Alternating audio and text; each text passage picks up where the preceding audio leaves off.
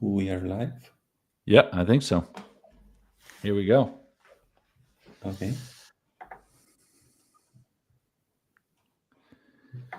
All right. Let's give it a couple minutes.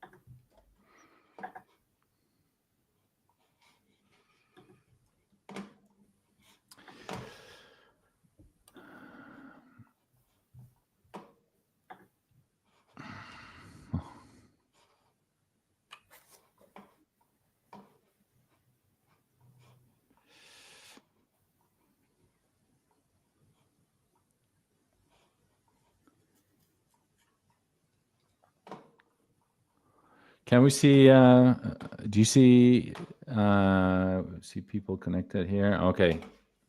Let's join the chat here.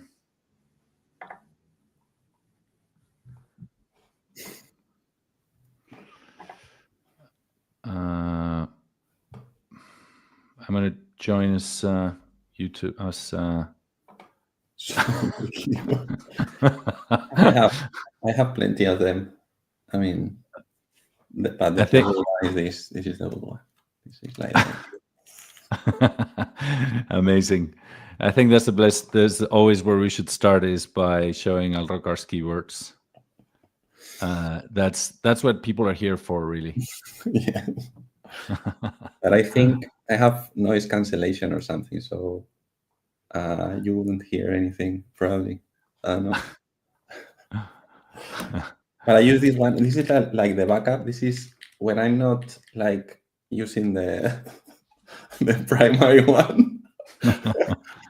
I grab this one and just do like this. I mean, this is not even connected, you know. It's just the pleasure of Yes. the ASMR of it all. Yes. All right. So, hey, should we start reviewing what is it we're going to be doing today? Just to what's the plan? Mm-hmm. I'm going to share my screen. Cool. I prepared this. Like, this is the only slide for the whole session. The thing is, we're gonna build an Uptime Monitor service, kind of service that checks URLs, and you can have like a public page with the status of different services, different URLs. And we're gonna make it with. I mean, we've picked like these tools specifically because when thinking about this, Are you sharing your screen, Alrocar? yes. No. Now Okay, I'm seeing. I have to click here. Okay. There you go. There you go. Now we're seeing it.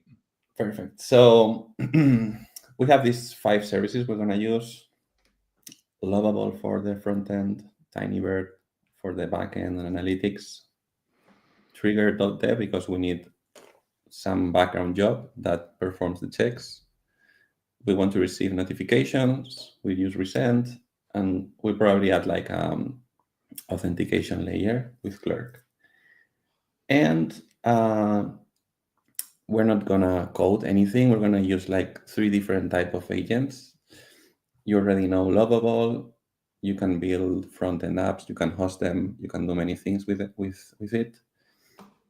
We're gonna present Tinybird code, which is similar kind of tool, a CLI tool that can build a whole analytics backend.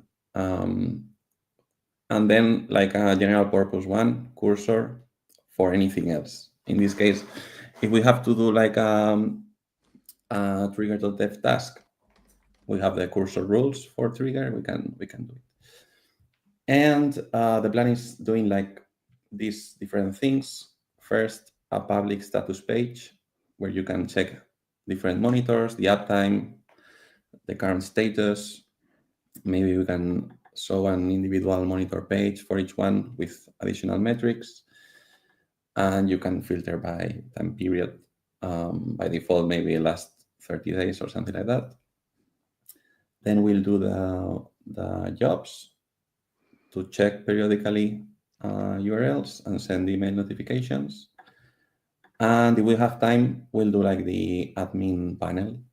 So you can register, you can create monitors, you can specify URL where you want to be notified, and the ability to activate or deactivate monitors and so on. And two important restrictions, because there are many ways to do this, but we've decided to not use any additional backend or any additional API. So we will make some decisions around that restriction. And the second one is that we're not going to code anything. Probably we could do it, but we want to do it like end-to-end, like using these 3 agents.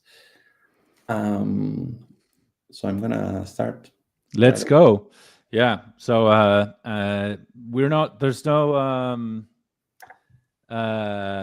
cushion here. We're just going to go. We're just going to start with all of this stuff, and hopefully we complete everything we want to do. That's it. So first thing is I'm going to install the Tinybird code agent. Yeah. So we'll build first the data backend. So yeah, the backend. Yeah. Because I mean, it's simpler. Once you have like the APIs and everything, you can build a front end, you can integrate with background job, etc. Yeah, maybe it's worth mentioning also the TV and Tinybird code, and which is pretty recent as well. Mm-hmm. So just as an intro, Tinybird has had a CLI for a long time, but recently we came out with Tinybird code, which essentially is like a cloud code type of experience where you can build Tinybird projects and with natural language type of experience, and it knows everything about ClickHouse and everything about Tinybird, and so it's really good at building the analytical backend for applications. So that's what we'll be using today. That's it. So once you install it, you have like this command line TV, and it's gonna ask you to authenticate. I'm gonna authenticate to the Tinybird cloud. I'm gonna create a new workspace. Let's call it Uptime Monitor. Here's where we're gonna there is already one. Here's where we're gonna store our data, publish our APIs, etc. Okay, so that's a requirement. And then this is similar interface to Cloud Code or the Gemini CLI. You basically tell what you want to do, and it does it. So I'm gonna say I want to build an Uptime Monitor service. It should have. We're gonna have like very simple, like 2 tables. Table to store monitors, and another one to store the checks, the periodic checks, for instance. And then create 2 endpoints. For instance, one to list the monitors, and the other one with for a daily status page for each monitor. So I'm gonna keep it simple because now it's gonna give us a plan of the things it thinks it has to do, and we can modify if we want. So basically, it's gonna do what we asked for: a couple of data sources, a couple of endpoints, and it's gonna generate some fixtures so we can play with it. Yeah. So if someone, while this is working, if someone's not familiar with some of the terminology of Tinybird, data sources are essentially the tables and where the data is going to be coming from, let's say. So let's look at this one. This is monitors, which is going to have an ID, name, URL, intervals, timeout, created at, and so on. Does that sound good? I'm going to add a column, add an email column to receive notifications, because I think we're going to need it. Probably we need more stuff, but we can add it later. That's so awesome. I'm going to accept. It's great that it knew that you were talking about specifically that task, which is great. So you can modify it as you go. That's it. And then this is the checks data source. It has a reference to the monitor ID, timestamp, status code is up. It's fine. The only thing I'm gonna change is, I don't know if I want that precision, but we can leave it like that. Yeah, we can always show how to iterate data sources later as well. Now this is simple. This is an endpoint. It's an SQL query that selects everything from monitors where it's active. It's fine for now. It's pretty straightforward. And okay, this one is gonna aggregate by day for each monitor and URL. Are we gonna have like the successful checks, total checks, uptime percentage? Okay, this is fine. The only thing I'm gonna add is I'm gonna add a couple of things. Add the current filter. Add the ability to filter by a time range. That makes sense. And filtering by monitor ID is optional. That's great.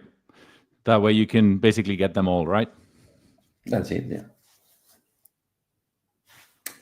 So we have here the change, which is basically what we want. We can send a couple of parameters to filter the SQL, and this is optional now. Awesome.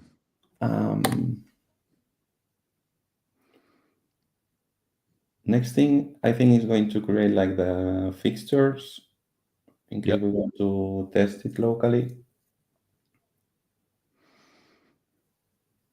So basically, with Tinybird, you're working initially in your local environment. So all of this will be created and tested against your local environment, and it's associated to a workspace in Tinybird Cloud. So once we're happy with it, we can simply push, and we'll have the database, the schemas, the endpoints, and everything to basically start sending data and start querying in real time. Okay. This is, so now it's generating like data just to test, and I'm gonna do some things. Is both tables have like a key you can join together, which is the ID and the monitor ID. I'm gonna tell that use, for instance, these two keys. Use this as monitor ID. This one and this one, for instance, these two. Yeah, so that way we'll have mock data that actually makes sense. That's it. We can do joins and things like that. That's perfect now. Awesome. So I think we're gonna have right now like both tables with data and both endpoints. So next thing I usually do is, okay, give me like, how do I use these endpoints? Okay, give me some sample HTTP requests for the daily status and list monitors. Because right now we're gonna go to Lovable. We're gonna start integrating these APIs. So I need to know how to call them. And as I want to like check that everything is working locally before deploying to the cloud.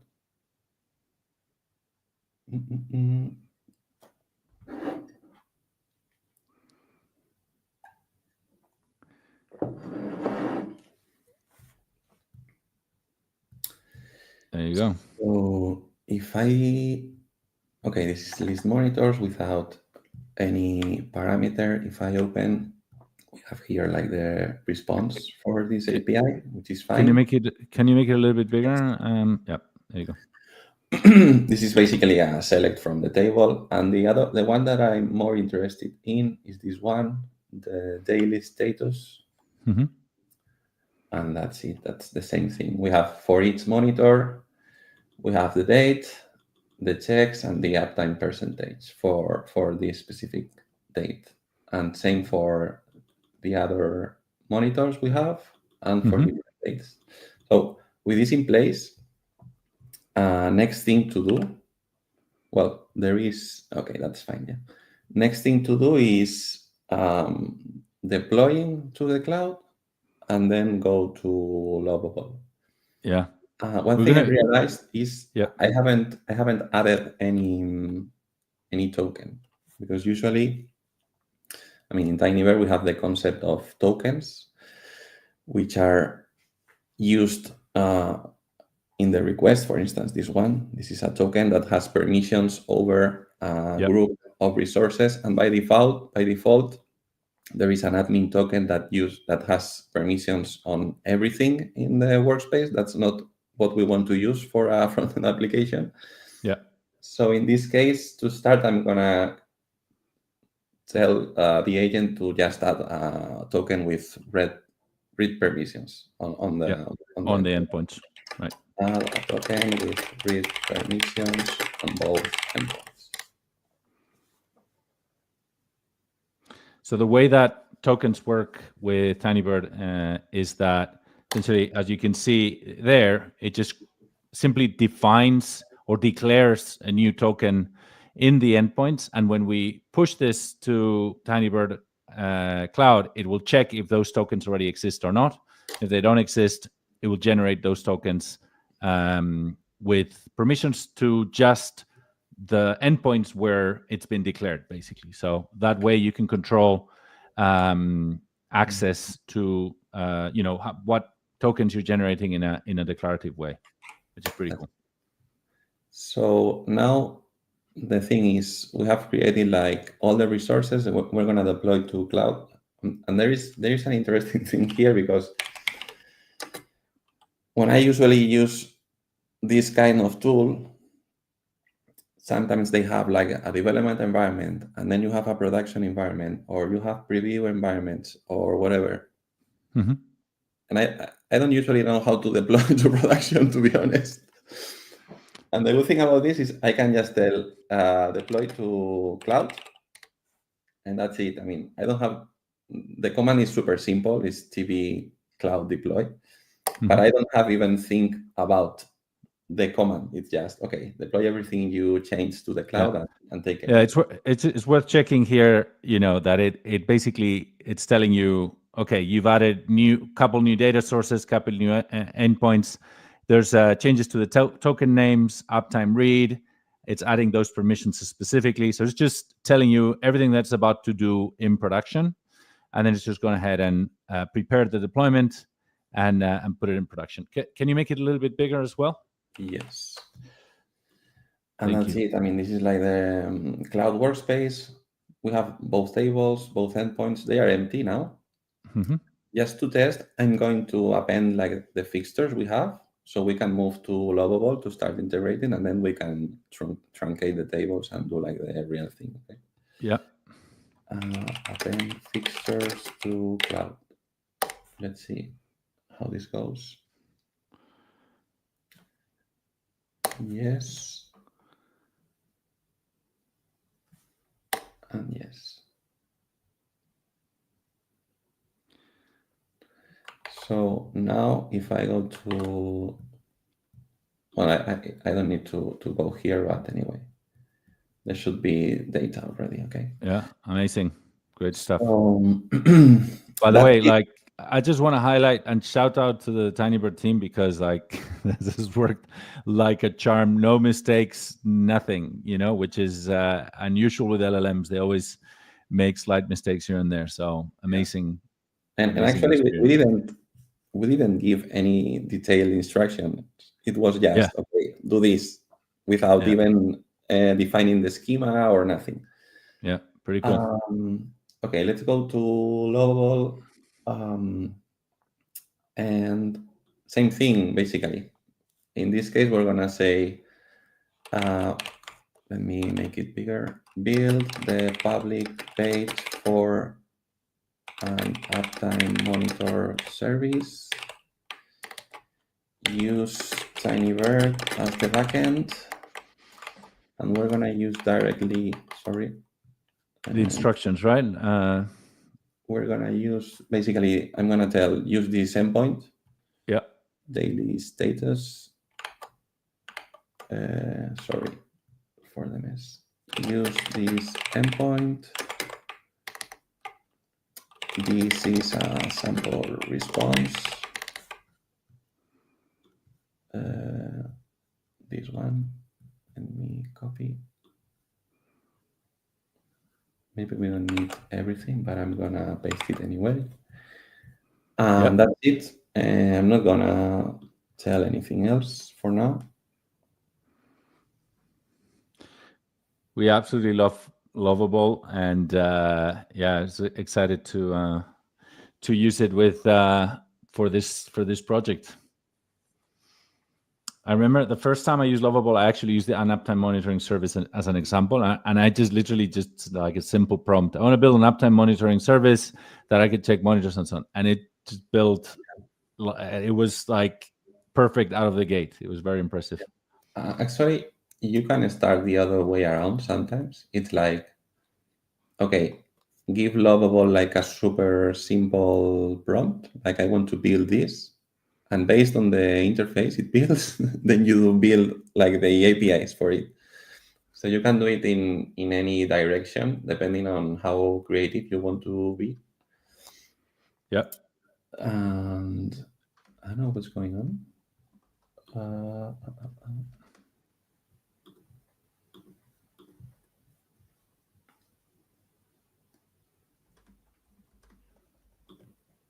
I'm not sure if it took the prompt. Maybe I'm gonna try again. Because, okay, I think this is too long. Maybe too much. Yeah, let's give him a simpler response. Yes, let me take like 4 or 5 lines. Maybe 5. 1, 2, 3, 4, 5. Yes. Let's try it like this better. Otherwise, it's too much context, I think. Okay. This is much better now.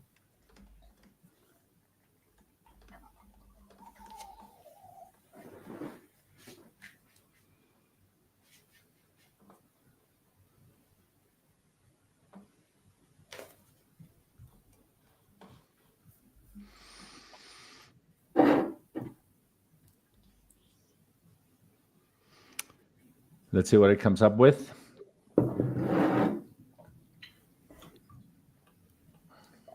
Okay, it's working. I'll create a beautiful Uptime Monitor dashboard using the Tinybird API. Feature personal design with the status indicators, response time metrics, and historical data visualization. Awesome. Exactly what we need.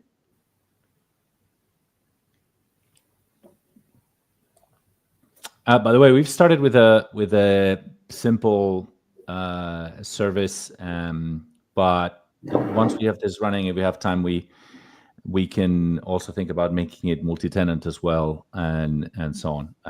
This should be pretty straightforward to do once we have the basics, but actually starting with this without worrying about multi-tenant is, makes for faster progress at the beginning, I think. Mm-hmm. Yes. I'm thinking let's give it a minute. Yep. Otherwise, we can go and in parallel start creating like the background task. Yep. Makes sense. Oh, look, it's starting to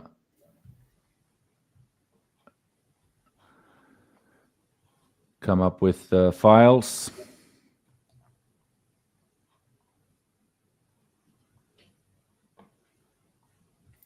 Okay.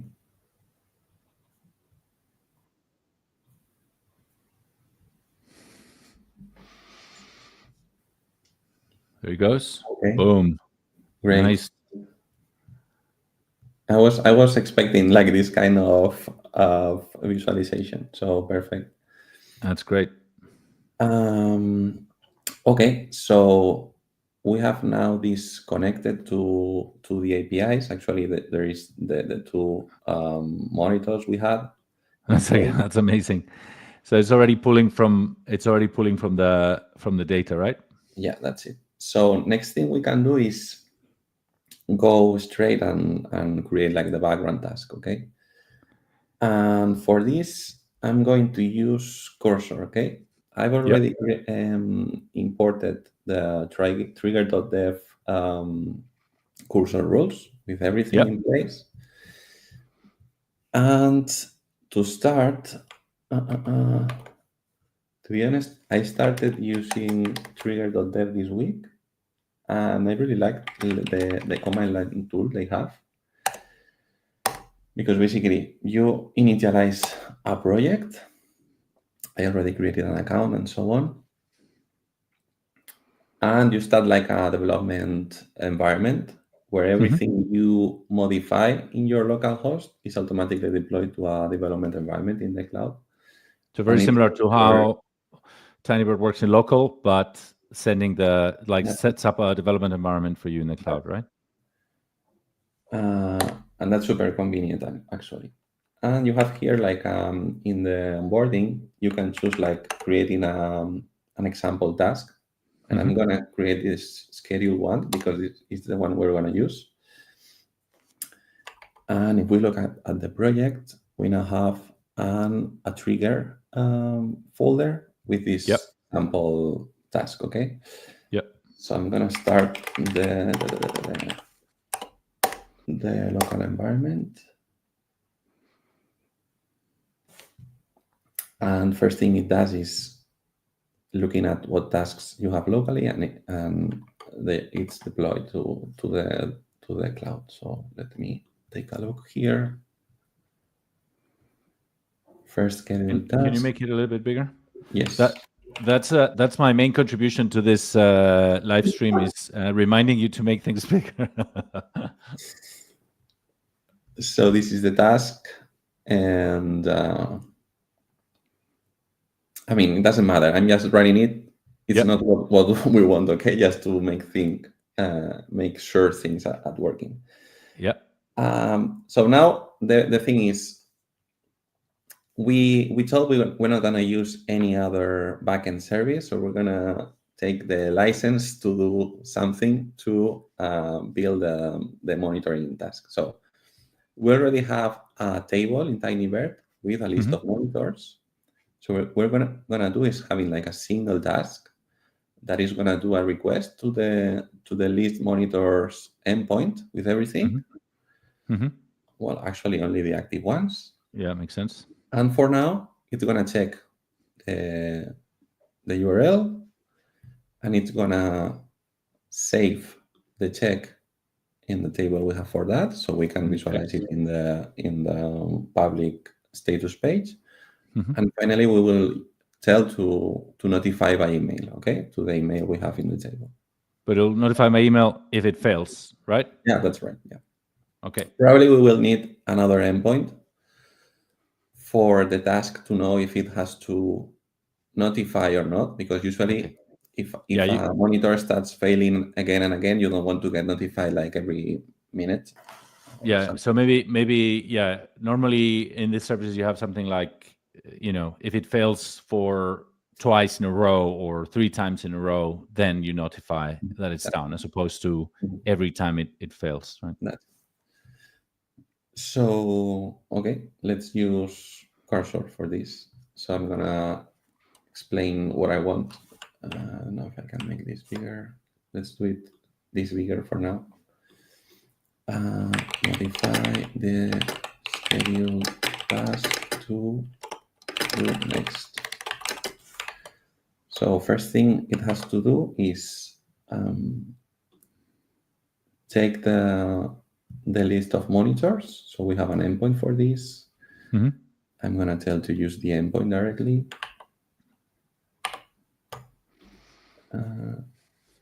Request this API to get a list of monitors. To do next, to build a monitor uptime uptime monitor second. Monitors. Second, for each monitor, do a request to the URL, and then save the result in the checks table. And I'm gonna do the same. I'm gonna go to the table, checks, and I'm gonna copy like a sample of data. Mm-hmm. Timestamp, that's it. This is a sample request. And finally, if the monitor is down,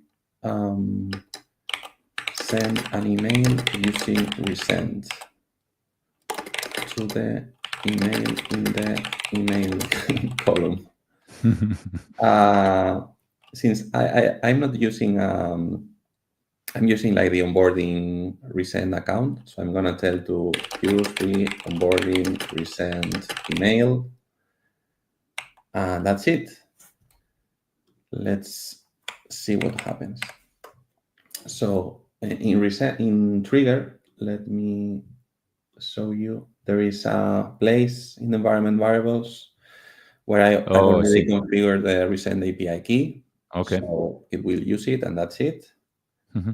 And I already created like accounts for resend and for everything. So it's already pre-configured, but I mean, it's pretty simple. It's just sign up on every place and copy and paste the keys, whatever it takes.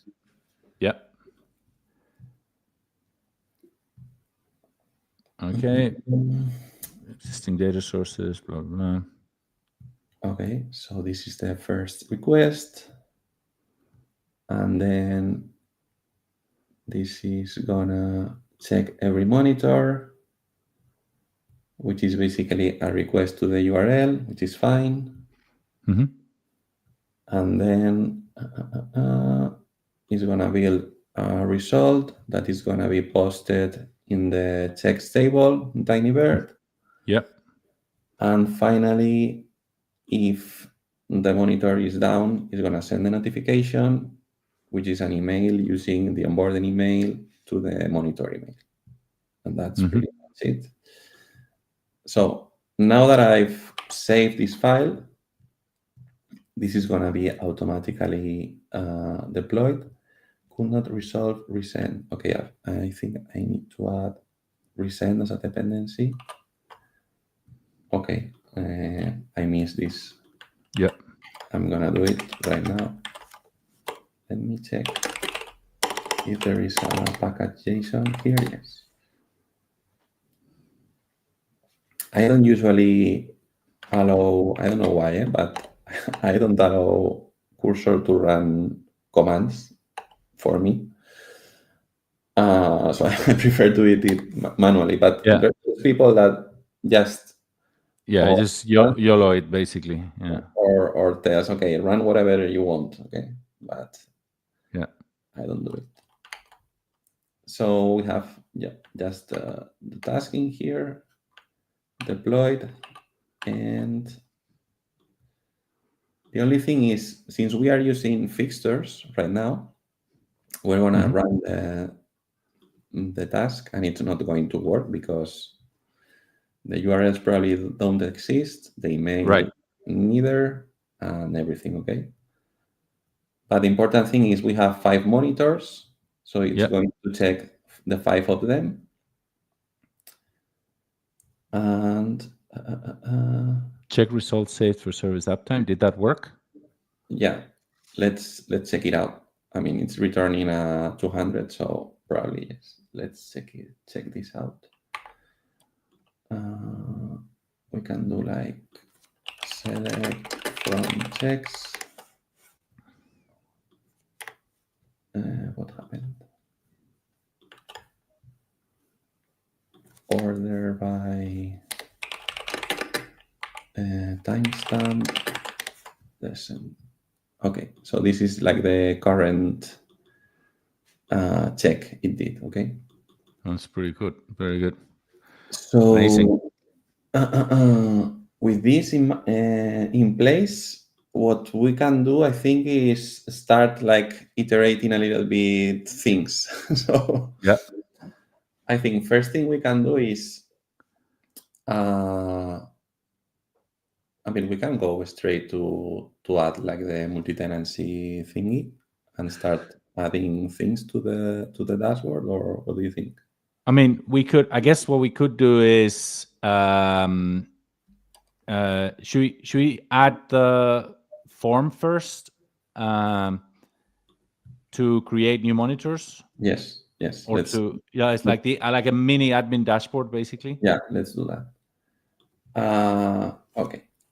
Let's create an admin panel, and we integrate directly with Clerk. I think we can do it right now. Yeah. Use Clerk for the signing. Add a button in the admin panel to add a new monitor. This is the required fields. So let's see. When we create a new monitor, we want to set the name, the URL, the email, basically everything. These things. Exactly. One thing I was just thinking also, one thing to change later probably is, right now the task is basically not taking into account the check interval. So so it's something we can also improve later. Yes. And that's it. So this is going to ask me for the Clerk public key. So I'm gonna grab one. I have here already an application created. And let me find. I never find where is the. Once more, my favorite sentence. Can you make it a little bit bigger? Happy keys. Okay, That's what I'm here for. You're welcome. No worries. So I'm gonna copy this publishable key, which is the one we can use in the front end. Let me see. I understand you want to create a new panel. Has supervise enabled. Let's use Clerk. Let's use Clerk for auth. So the thing is, of course, we can use other developer tools, but in this case, we decided to go with this set of tools. Share your voice. Okay, this one.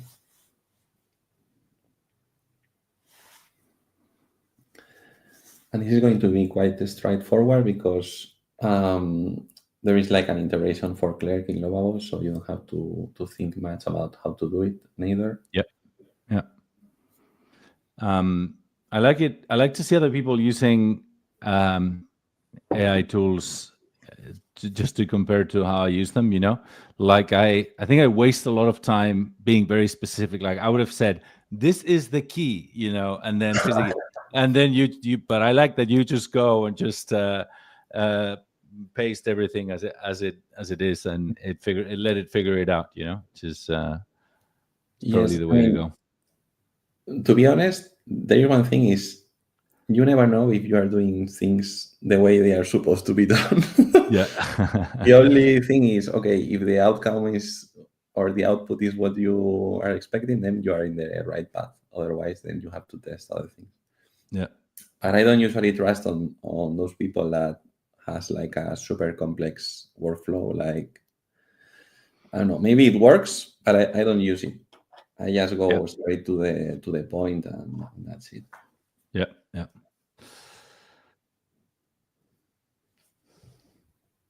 All right. So, seems like there was an error. This is a very typical thing. It didn't happen with Tinybird code, but I mean, it could have happened. Like there is an error. It processed the error message, and eventually it got fixed. Okay, there's the admin panel button, still working. Yeah. Fix the interface.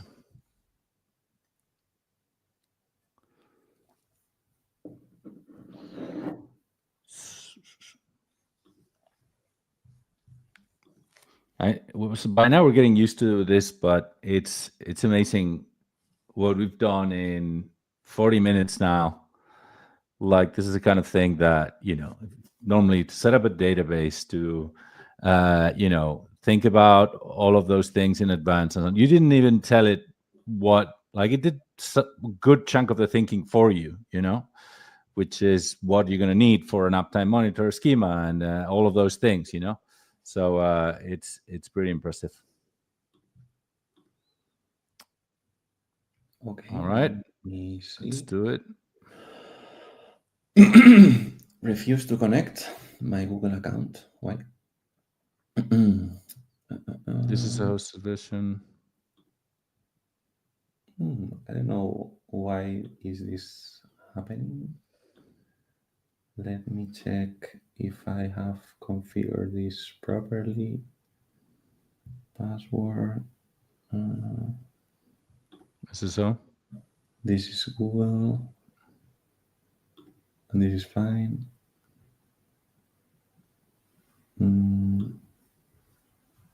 Okay, let me check again.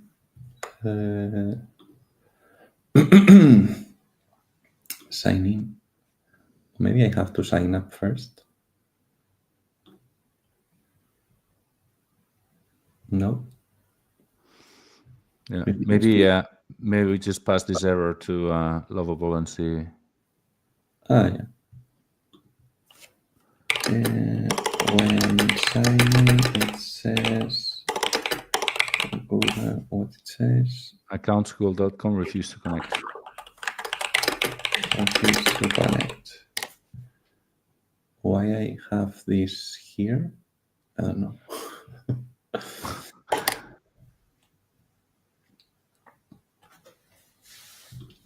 Another thing we can try is to using an email address. Because the current domain is configured in your clerk Google OAuth settings. To use email password, which was email address. Okay.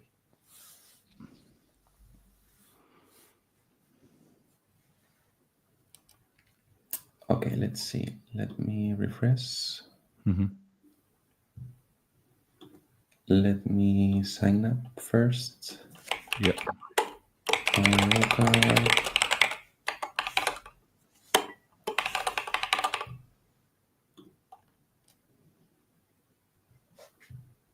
Okay, I'm already signed in. Let me remove myself. You want me to send me the link if you want? I don't know.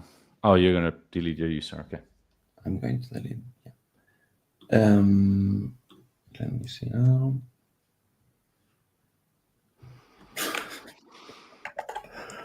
I'm going to use a strong password where I can do it.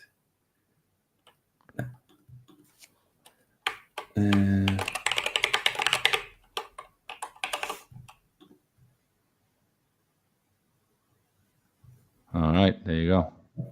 Let me check. Verification code.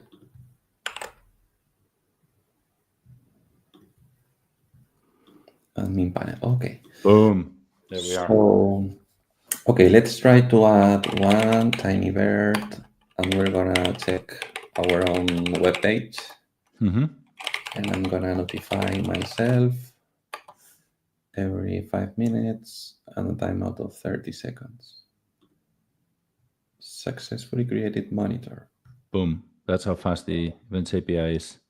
let me check if it was created or not. Monitors. Wait, because maybe it is not doing the request as expected.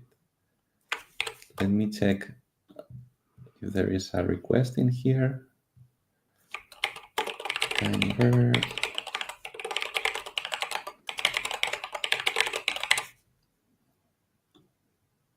Okay, I have to repeat the process.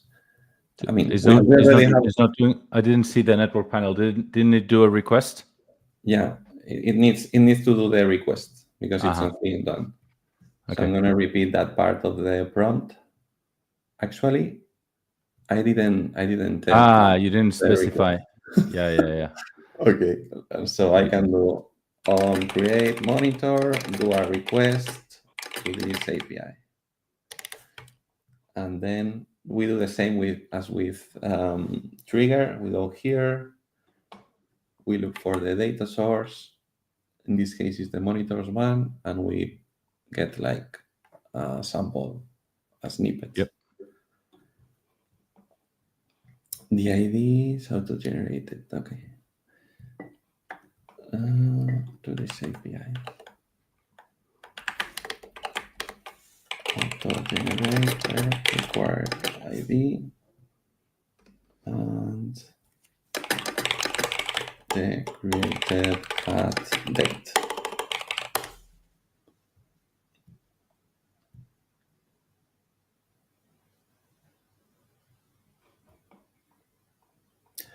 One thing we should do here is, let me see, use a token with append permissions over that specific table. I will do it next. Yep.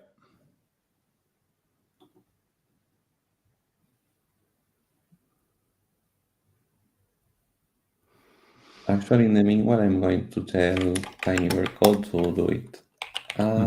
A token with append permissions to the monitor table.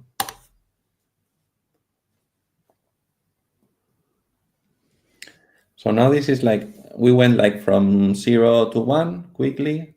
Yeah. And now is the time when you start like iterating.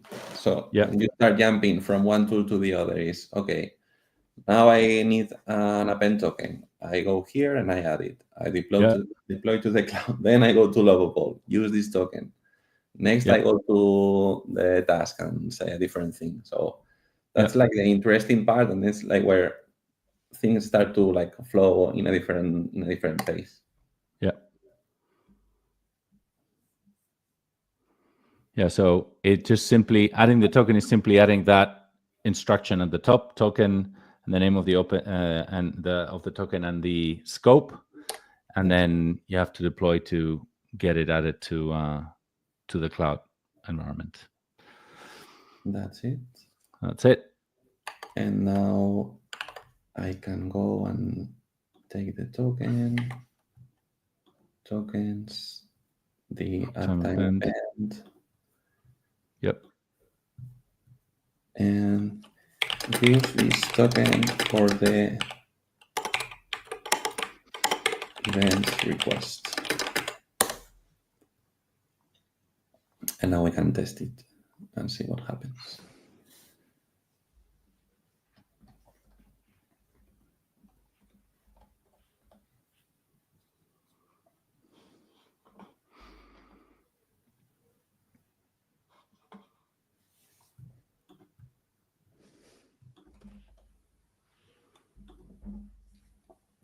Okay, so let's try to create the monitor now. Tinybird. I'm going to open the network thing. Yeah, to see if it's doing the right request there.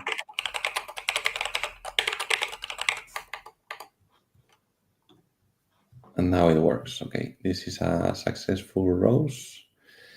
And if we go here and okay, this is the one we just created, okay? So I'm going to do something now. I think I'm going to truncate everything. Yeah, so we have real data. Yeah, and then we're going to start working with the actual data. Yep. Truncate all tables in the cloud.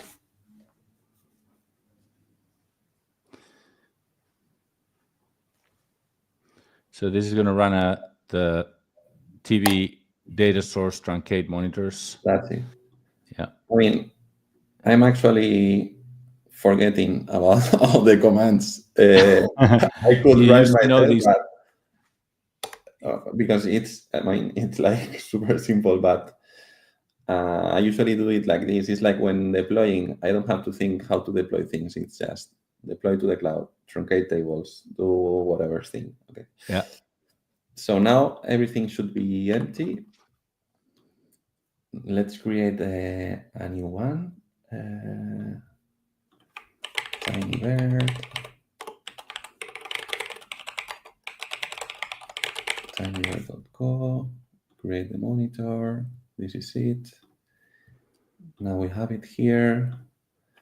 And now if I run the task, now it should do something right. Test it.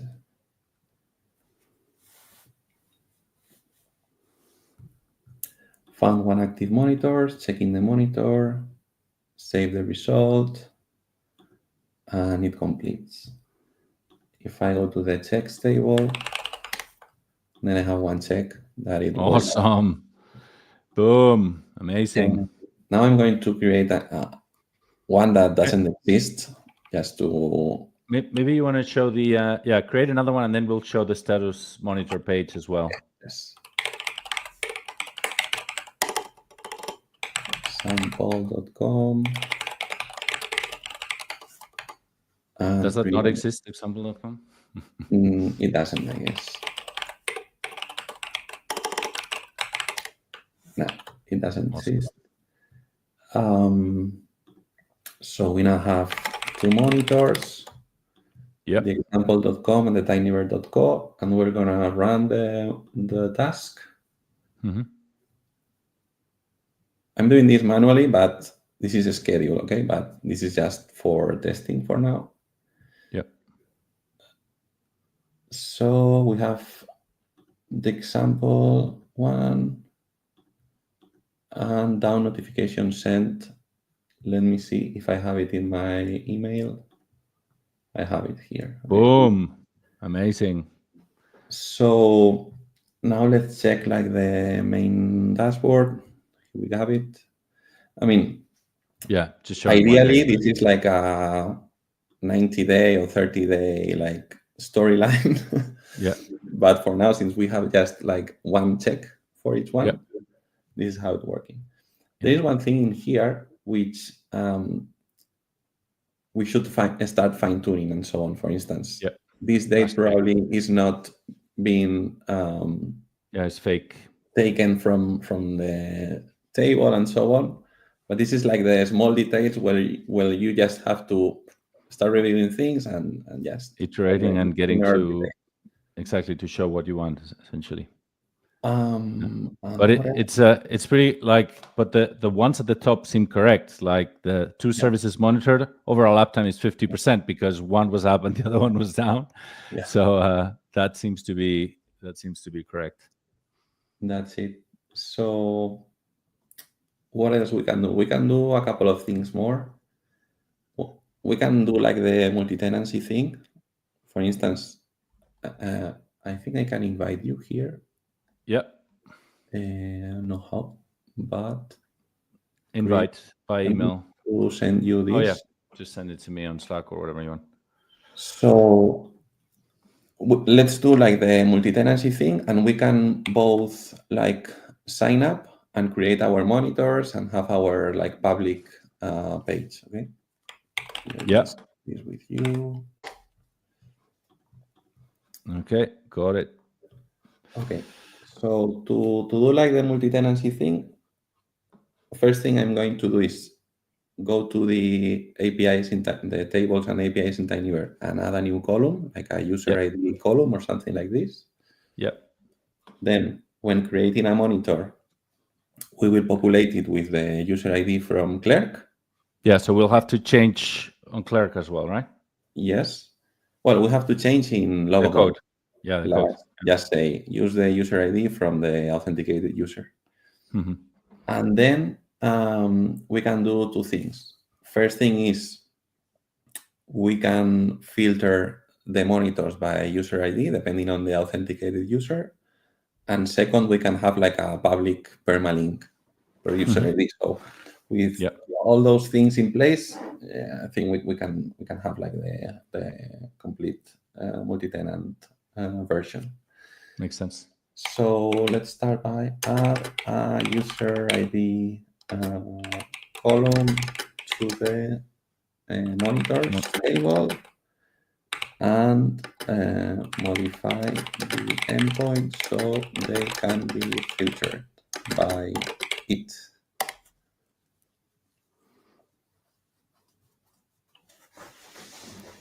As simple as that.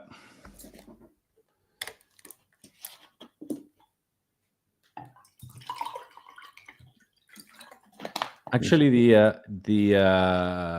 for the list of monitors, yeah, should be optional user ID as well, because for now, I assume we're going to use the same task for now in Trigger. Although we could, like, if we had a backend, a normal regular backend, we would probably create one task per monitor per user, let's say. But for now, I think makes sense. Yeah, in a production scenario, let's say, even when this can work in production, I will do it like you mentioned. Like for each monitor we will have like a task in Trigger.dev.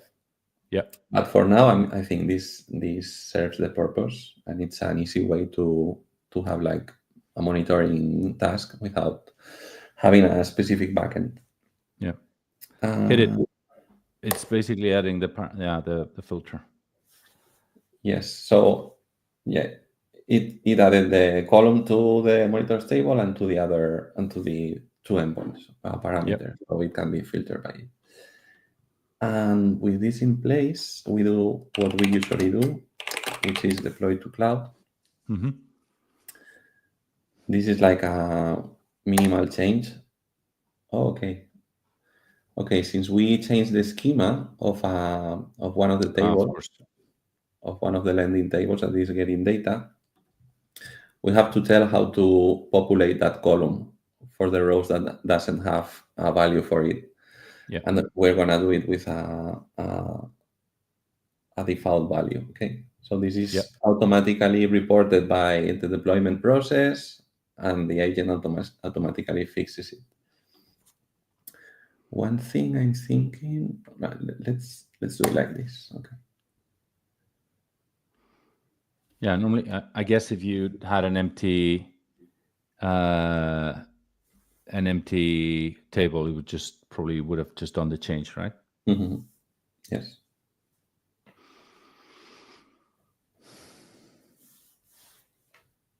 This is really cool. I mean, this is really cool when you actually have real data and you're trying to change a schema. It's going to essentially ask you, what do you want to do with this column for the data that already exists? And with that query, you can be specific about exactly what you want it to happen. You want to provide a null value? Do you want to provide like a default value, etc.? Yeah, makes sense. Or I could just fill it with my user ID, for instance. Yeah.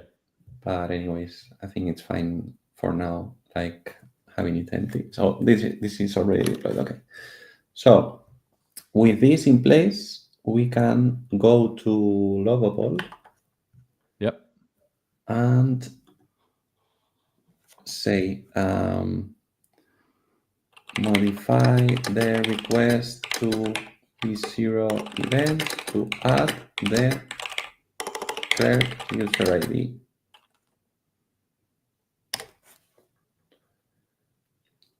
So since the add monitor form is behind the authentication form, whenever you create a monitor, you are authenticated, and we're gonna send just like the ID for the authenticated user. Yeah. By the way, one very cool thing is that when you wrote that prompt, I immediately started seeing in my I have a Lovable open here, the same page you are. So I'm seeing exactly what you're seeing at the same time. Yeah, that's pretty cool. Yes. So let's try to create another one. I'm going to open this. I'm going to call it Tinybird Rocker. Tinybird.co, and Tinybird.co, create the monitor. And if we look at the payload, sorry, because I don't know how to make this bigger, but we have the user ID, okay? I'm going to sign up as well, so I can create some monitors here. So I now have a monitor with my user ID. Mm-hmm. So next thing is filter. I mean, when I'm in, let me check this. When I'm in the dashboard, I don't want to show this, but I want to show the monitors that I created. So Exactly. I can have like a permalink that I can share to my users or embed on my website or whatever. Okay. Yep. So that's the next thing we're going to do. Yeah, exactly. Like I still see, I've just signed in as Jorge at Tinybird. I still see all of the monitors, so I think that's the best one to change after this one. Yes, that's it.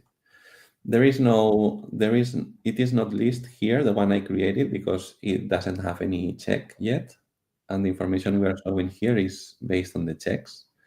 Yeah. So next time the task runs, we will have like another monitor here. But let's do like that part, like having the ability to filter the monitors for my user ID, okay? So Yep. for that, I think I'm going to use a feature that has embedded clerk. Well, I don't know if do it like that. No, I'm gonna do it directly, like filtering the APIs by user ID. I think that makes more sense. Yep. So let me think about it. So what I mean, should we? Yeah. So for the status page, what changes here is that this, because it's a public one, it cannot be the same URL for everybody. You have to have like a. So we need to think how we do that. Normally, you'd have like a customers table or something like that. I was thinking on. I mean, we can do it like that, yeah, like having like a table to map customers with user IDs. But I was thinking on doing like user and user ID, something like this. Yeah, In something. the URL. Let's do some. Exactly, let's do something like that, and then whatever ID you put in here, since this is a public page, the monitors are filtered, and that's pretty much it. Yeah. So add a path like this and filter the Tinybird endpoints by user ID. Hey, can you invite me to the Tinybird workspace as well? Yes. So I can check the data on my side. Settings.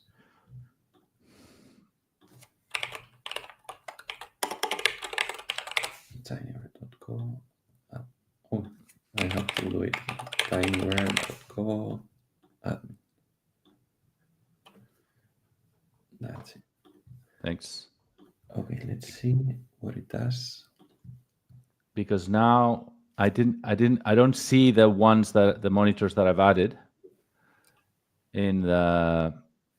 I still see your monitors, but I don't know why. Yeah, it but only show yours. Yes, I think that's because there is no checks yet for yours. But that's right. if I run Okay. the task, let me run the task once. That makes sense.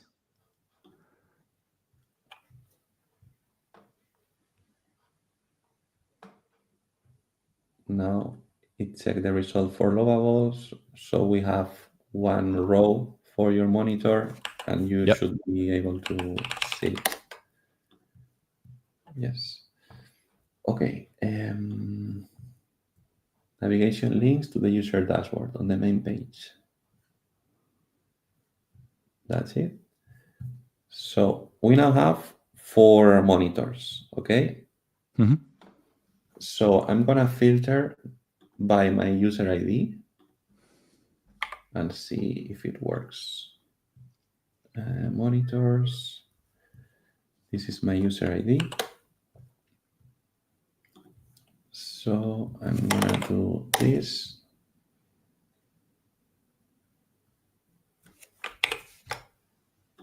It doesn't seem it's working. Okay. Something wrong in the... Yes. User monitors, okay. It changed the URL. Yeah. It's not user monitors.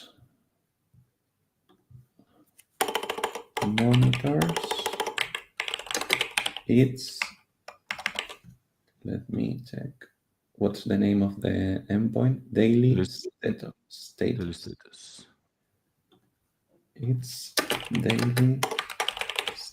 the name of the endpoint. Let's see what happens.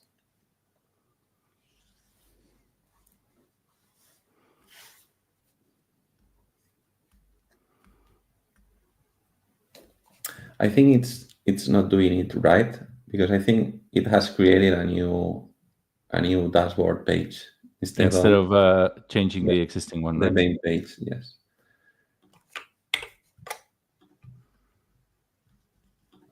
Yes. I'm going to, let me check, forbidden. Yeah, I'm going to redo like the prompt. I'm gonna be more specific, because I think what I told is add a path. No. Yeah. I want to show a public status page. With a permalink like host user ID. Whenever I load that URL, I want to visualize the main page, but with the, how was the name? Daily status icon filtered by user ID. Let's see if this is more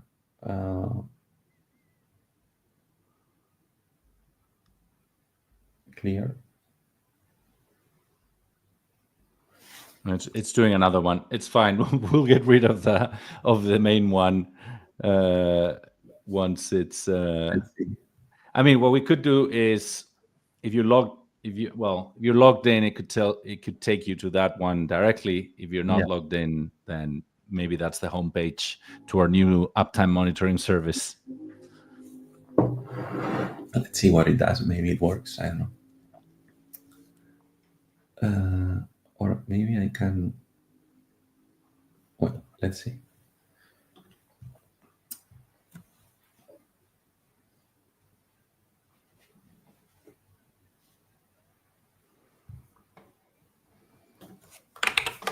Okay, network. No, it's using a token that it's not the right one. That's one thing. But I'm gonna tell to use the homepage. Do not use the user dashboard. Use the main page instead. Okay. Let's see what happens.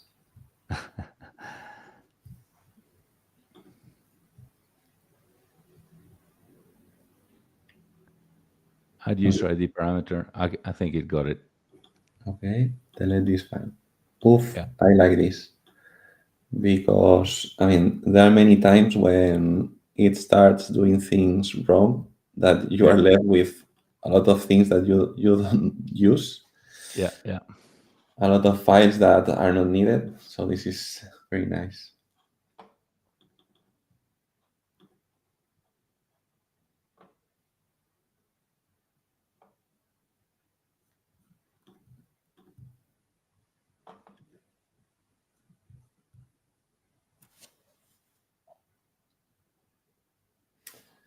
Okay, let's see what happens now.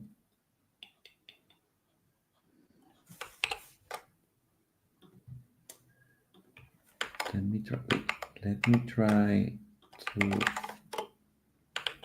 load the homepage first. Okay, homepage is working. And then this one is not using the right token. So I'm going to tell to use the right token. That's interesting. Where is that? Maybe it's using the append one or something like that. It's not using any token. Ah. Yeah. Use this token for the request. Normally, so you put this in a secret or something. Yes. For the time being.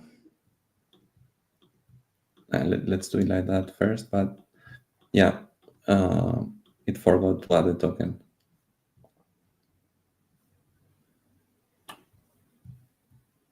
Yeah, that's a good point. Whenever you use tokens in an application like this, if we look at the code, it's probably like hard-coded in many places. Yeah.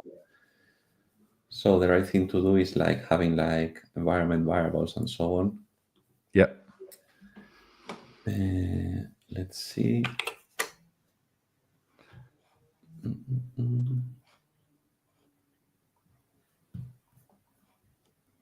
I think it failed. For get the error below.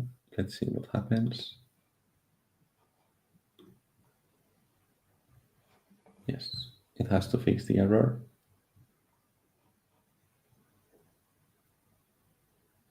Okay.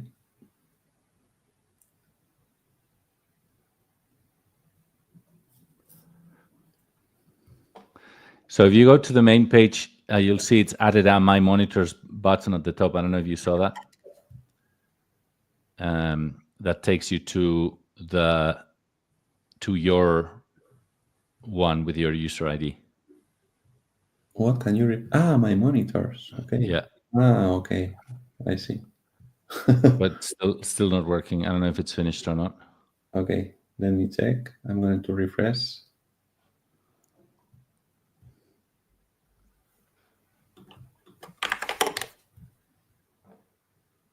My monitors, no. Logs. Let me check the request. I think it's not doing right the request to the endpoint. Network. No. Well, there is data. Yes. Yeah, this is mine.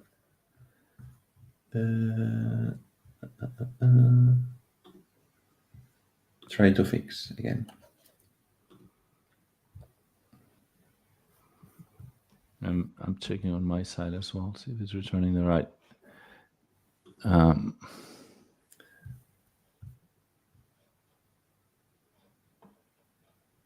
Uptime, yeah.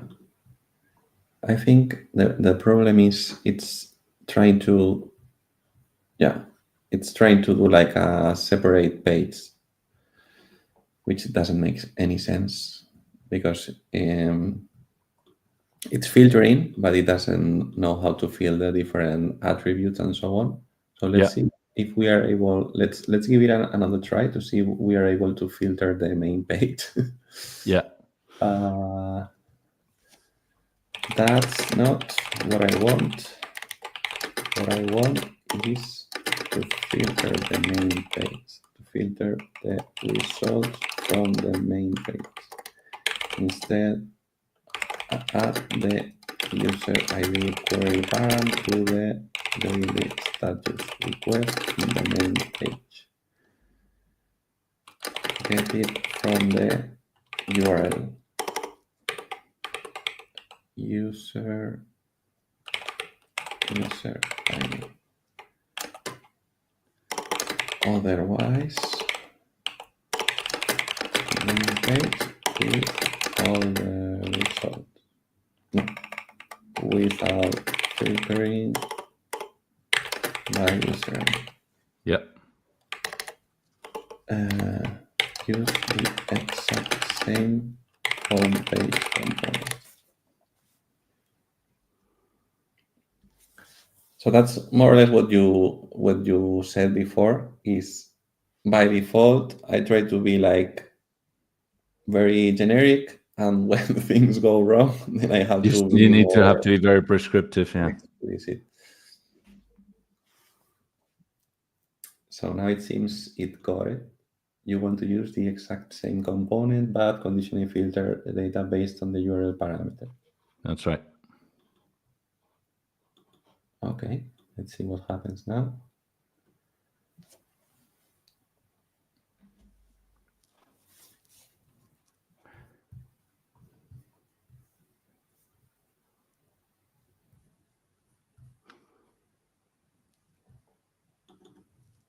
Mhm.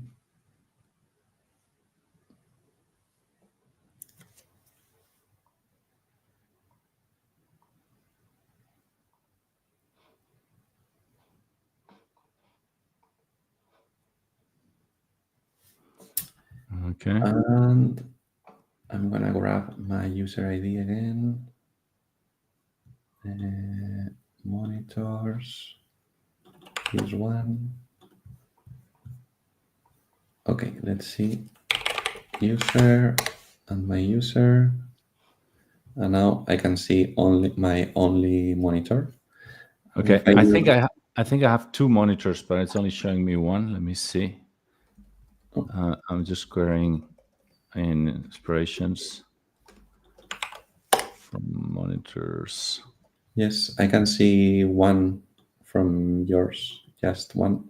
Oh, okay, that's good then. Because I maybe it failed creating the previous one. Let me add another one. Admin panel. Trigger.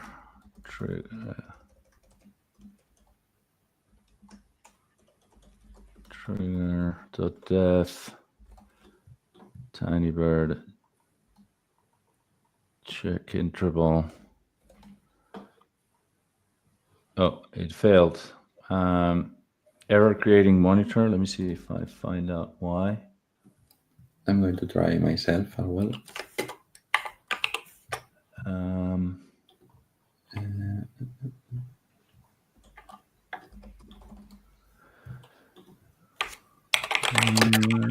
Create monitor.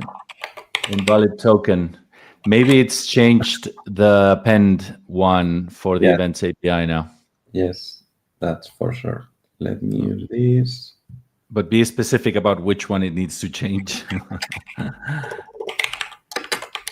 Only to post to the events API. Do not change any other request. Here you go.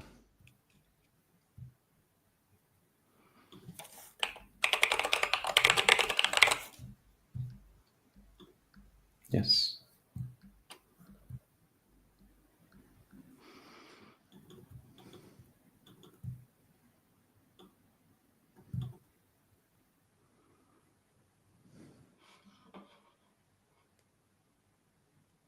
Okay. I'm going to refresh. Lovable. Yeah, that seemed to work. It works. Let me go back. So let me get your ID. Yes, you have two. One for Lovable, one for Trigger. Yeah, but I'm not seeing it. It's not showing up in the Yeah, state. that's because the task needs to be run.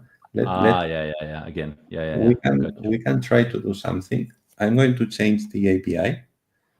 Yep.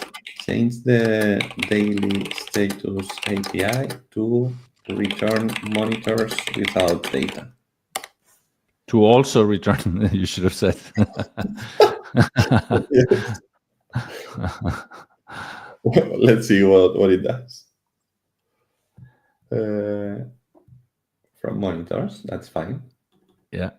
Left join checks. Well, it doesn't look very good. Well, it's doing well if it's because it should be left joins on monitors maybe. It should be a right join, I guess. It should be a right join. Yeah. Try with a right join to monitors. Yes, because this way is gonna join with a huge table, which is not what we want. Yeah. Because this table is supposed to grow a lot. This other that not. Yeah. Exactly. Okay.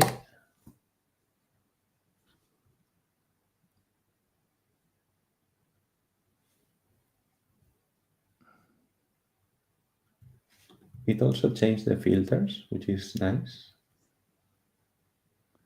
So let's see, deploy to cloud.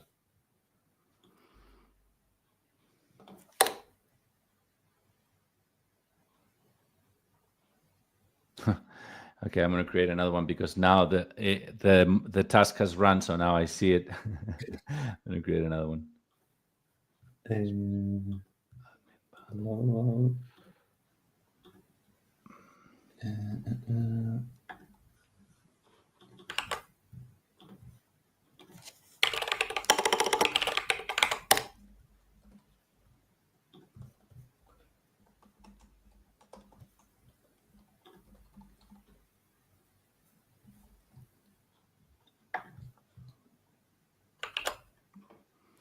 All right. Dashboard. Is it finished? You have 3, right? Yeah. Is it And using the endpoint? are you creating another one, or it's 3 that you I've have? just created a third one, but I'm only seeing Okay. 2. Yes. I think it's not working right, the endpoint. Endpoints. Let's see. Is daily status not list monitors, no? No, it's not list. Tinybird.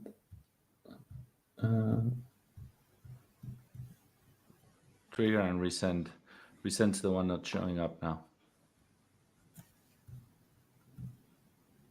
Monitors. I mean, this should be fine, right? Join monitors on monitor ID.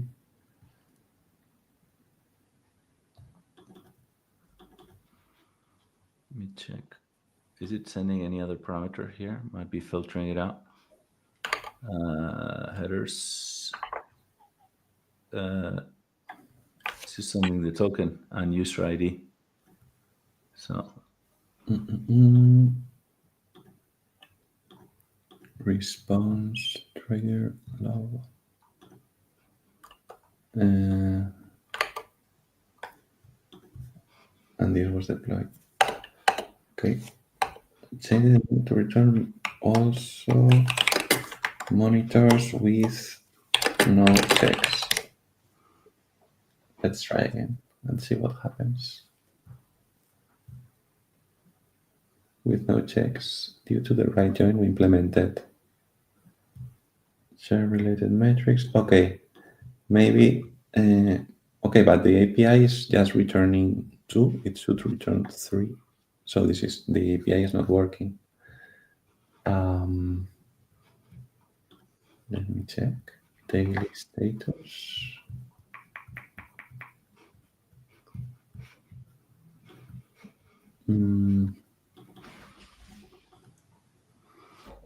yeah. But it's doing from checks, right? Join monitors. Yeah, but if it's doing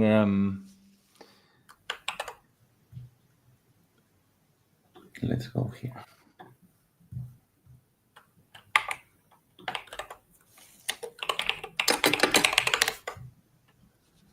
Group bio.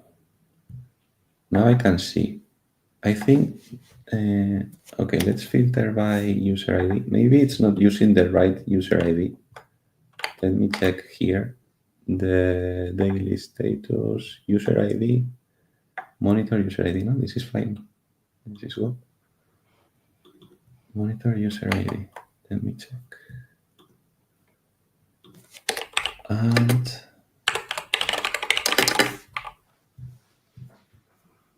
your user ID. Let me look for it. Your user ID is this one.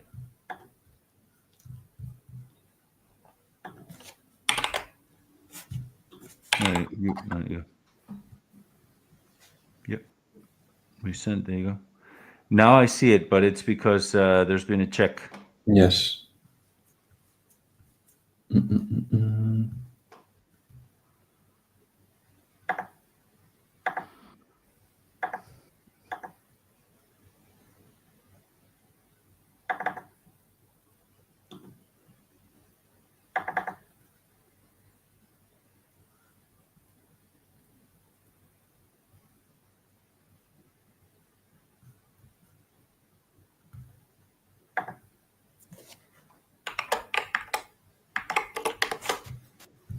can you hear me?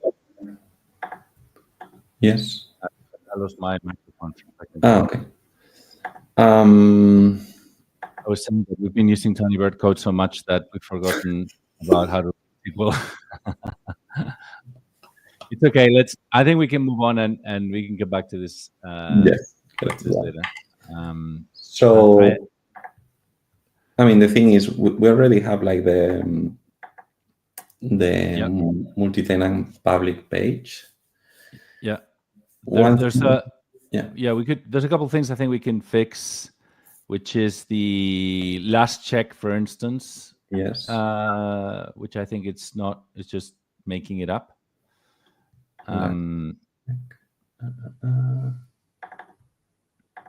don't have it, so we can add it here maybe. Yeah.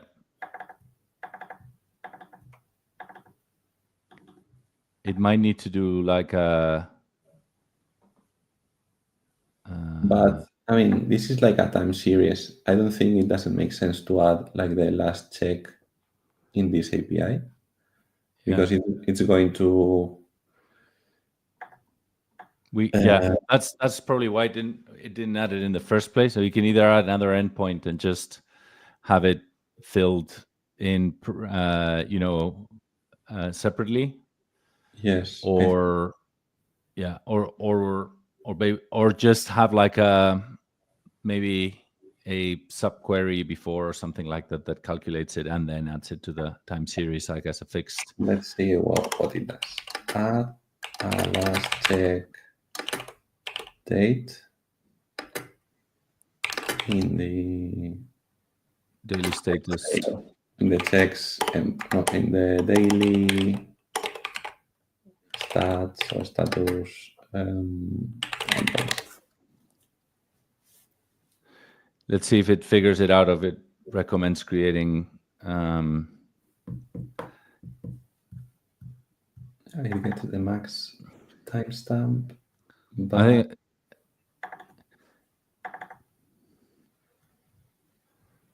Let's see. Is it grouping by?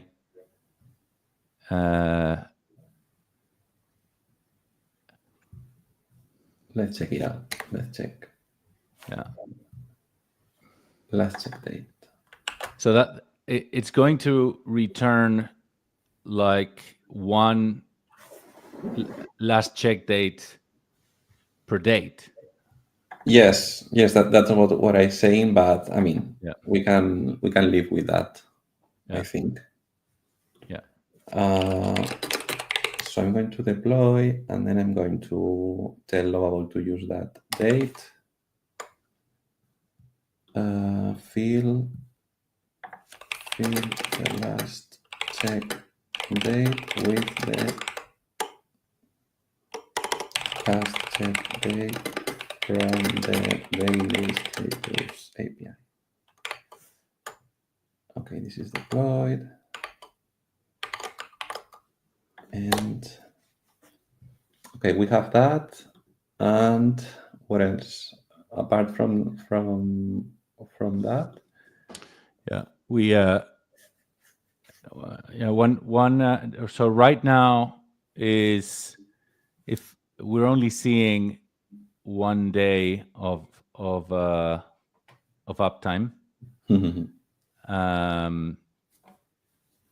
I wonder if we could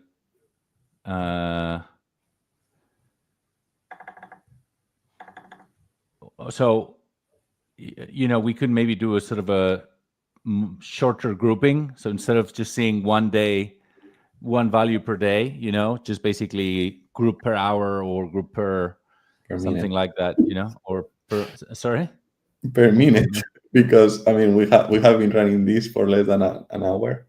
Yeah, let's do it like that. Or every 5 minutes or something like that. Group the daily status. Let's go per minute, okay? Yeah. Per minute. So we have. The only thing is we're not checking every minute, but Yeah. we can change that as well. Per minute or per every 5 minutes. Let's see if it's able to do this. Per every 5 minutes.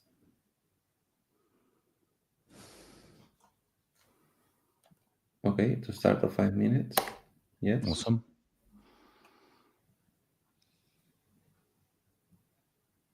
The only thing is it changed the name of the column. So I'm going to say do not use 5-minute interval, keep date as the name of the column. Because otherwise we have to change Lovable and the application will break and so on. Usually we should have tests for these kind of things. We are not having them. But that's the kind of things would fail before deploying.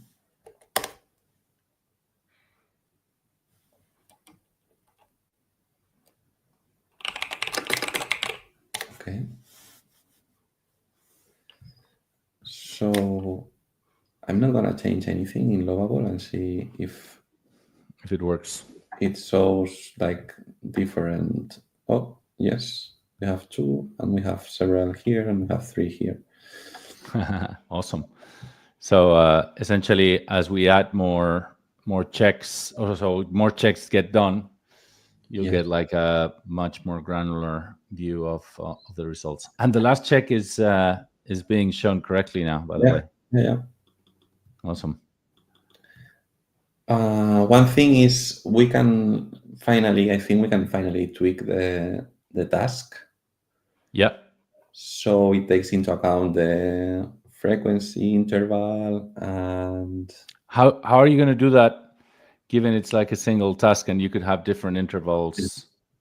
One way to do it is having an endpoint that returns the last. Well, we already have it. The last check, and then compare.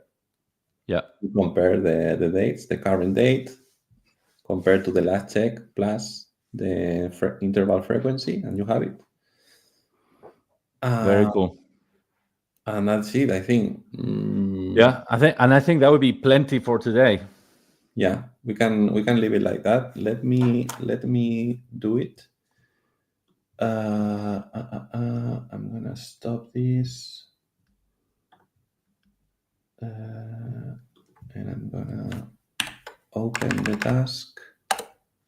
Yeah, maybe open a new agent window, like a new conversation. Let's do it. One thing they've added recently is this active tab. Yeah. So whenever you open a file, it's already passed as the context. Previously, you had to do it like manually.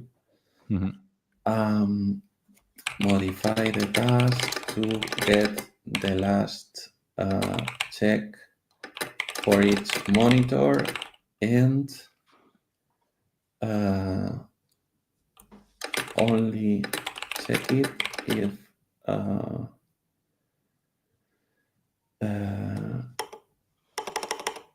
taking into account the monitor interval. Let's try to do it like this.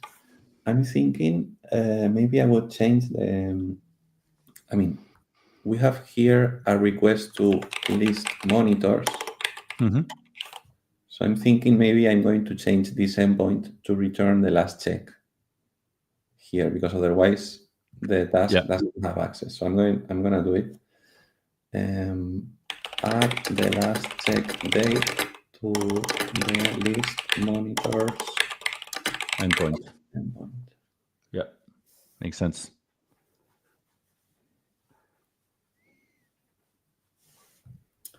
Okay. Can you go further up? Why is it? Oh, okay. Because it's doing a join, is adding the M everywhere. Do a join. It doesn't need to do a join, I think. Can you get the max date from checks without doing a join?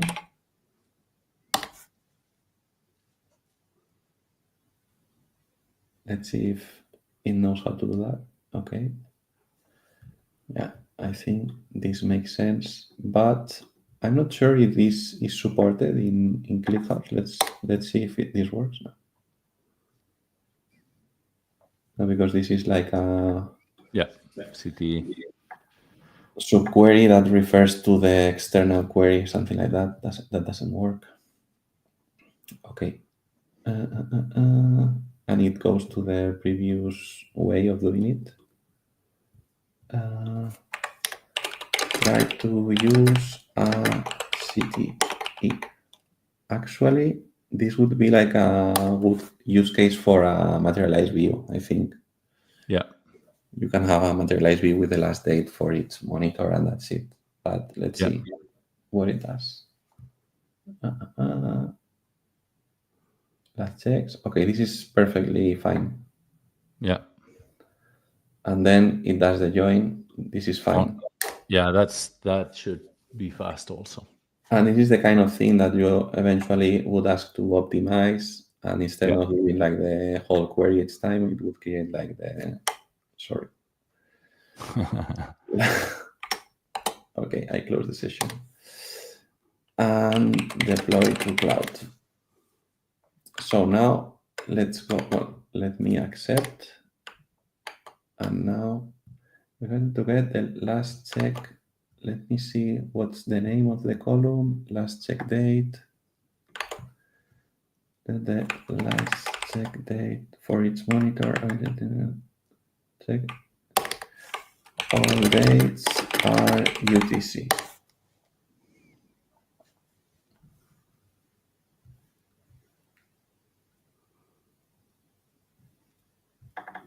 Okay. These monitors already includes the last check date.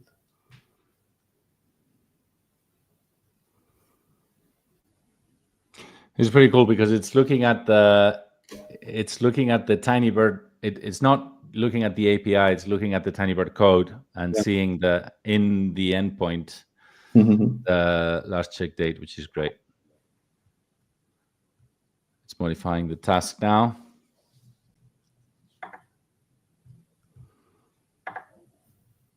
Last check date. Monitors active. Is monitor due for check, and this is the logic basically. Last check date plus check interval minutes times 60 times 1000. Yeah, this is fine basically. So that's pretty much it. This is already deployed, I think, in Trigger. Yes. And that's it. Let me test it. So to test this, actually, we should create like a task that runs every hour or something like this. I mean, a monitor that runs every hour. But I think it's fine. I mean, we can leave it. I mean, like we have, I've created, I think, a couple monitors that have like a 1 check interval. So if we wait a minute, we can see if it's adding another check or not, you know? Let me see my monitors. If I run again, it should not run any task. Okay. It's due for check. I'm not sure if this is working. Check results saved. Check results. Last check. Yeah, it did all of mine. I don't remember exactly. Let me see. 1510. Current. So I have a couple of monitors that are on 1 minute, and one it's on 5 minutes. So two on like Trigger and Lovable are on 1 minute, and Resend is on 5 minutes.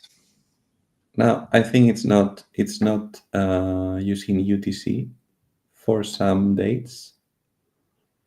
So I mean, it's a time zone problem, but the logic is fine, I guess. The thing is, here I think it's doing some conversion somewhere. But anyway, I'm not up to to take it. Yeah, there's a to-ISO string there that might be. That's just on the message, that's on the log. Let me see the dates in the. Let me see the dates in the checks table. Yeah. Do a order by timestamp disk. Okay, these are fine. I mean, these dates are UTC. Yeah. But let me check the monitors endpoint, because list monitors.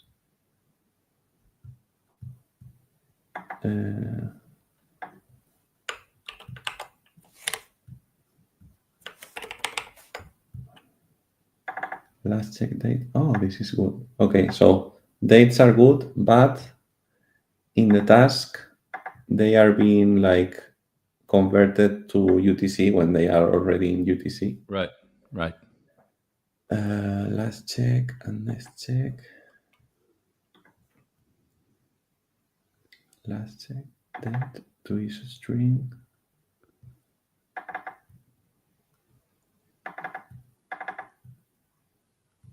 Let's check date.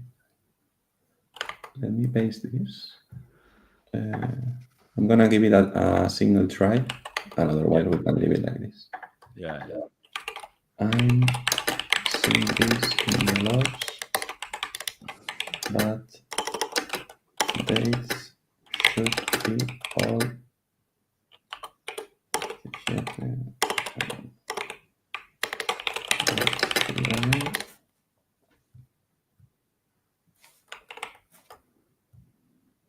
Is being parsed as a local time. That's exactly it. The new date. Okay. It's coming from checks. Okay. So, okay, it's because the date format.